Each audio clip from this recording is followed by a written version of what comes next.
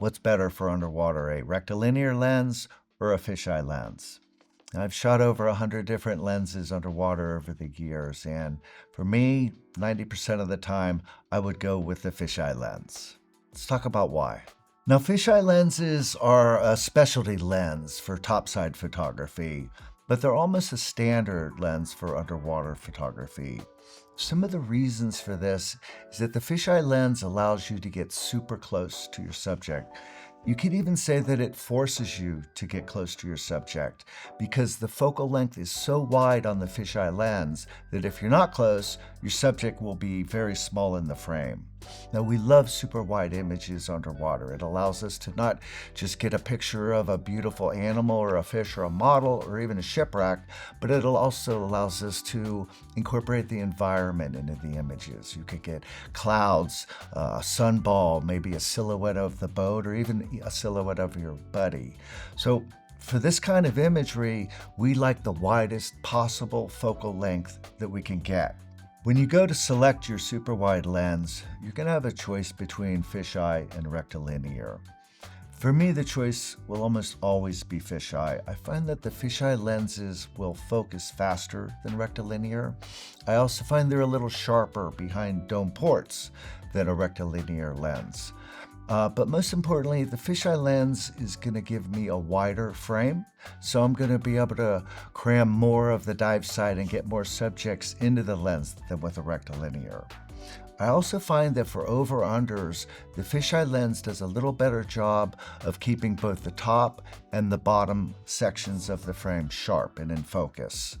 Little footnote on that, stopping down for this kind of image is always a good practice. If you're a topside photographer, you might already own a rectilinear super wide lens. These will work fine, but if you put them behind a dome port, I think you might find that your corners and your edges lack a little bit of the sharpness that you can get with this lens topside.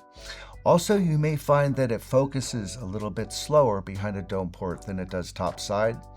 And then lastly, if you shoot over unders, you may find that it's a little harder to keep both the under section and the over section in sharp focus at the same time. Now, I know a lot of underwater photographers that specialize in big animals, and many of them will prefer a rectilinear lens. The rectilinear lens will tend to distort less than the fisheye lens. So if you're trying to get the truest shapes and forms of whale sharks, sea lions, and big animals, the rectilinear will do a better job of this because you're going to have less distortion.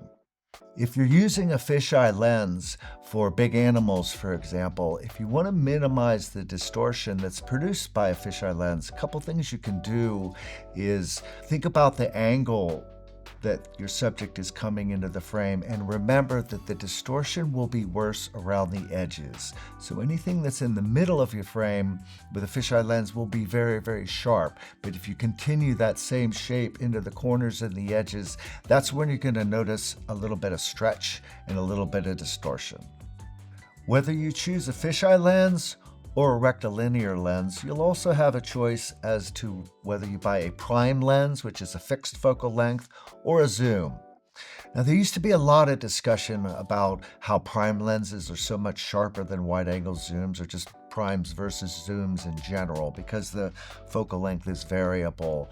I think this is almost a moot point these days. The wide-angle zooms that are out today are very sharp, very crisp. Is a prime lens going to be sharper? Probably. Will you be able to see this and find this in your images? I never have. If you have any questions about what the best lens is for your photography, drop us a note at ikelite@ikelite.com.